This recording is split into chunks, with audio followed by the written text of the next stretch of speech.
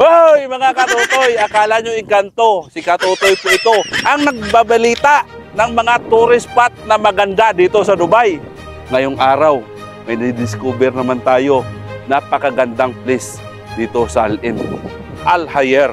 Dito kami mag-camping ngayon at magpalipas ng umaga.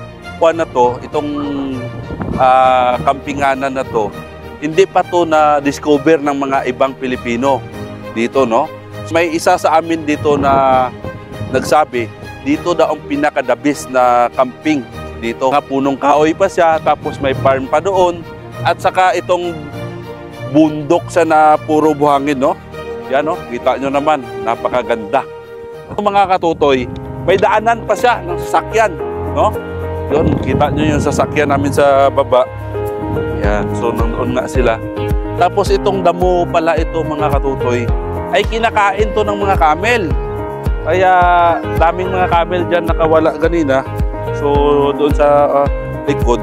So napakaganda pala to. Ito yung pagkain ng camel dito sa Middle East. Tinatanim rin nila to. At saka nabubuhay din, no?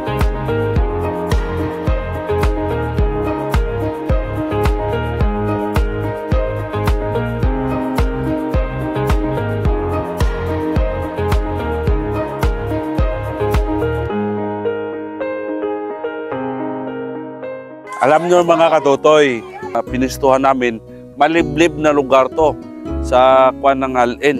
Baga porbinsang-porbinsya na talaga to.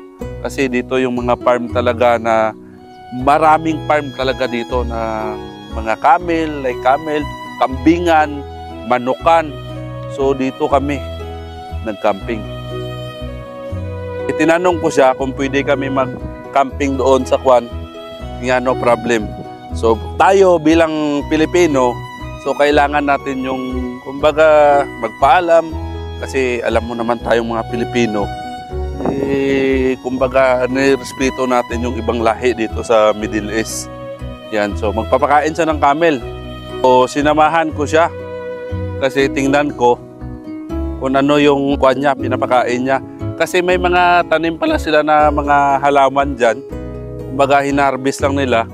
Ayan mga katutoy, no, pumunta tayo sa breeding area ng camel. Ito po ay mga breeders to. Yan.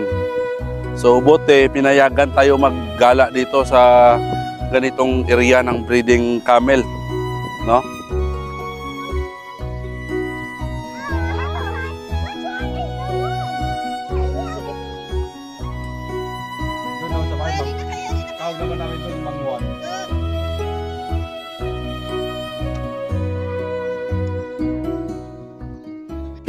Maraming salamat po sa inyong lahat sa tumatangkilig sa aking vlog ng dito sa Dubai.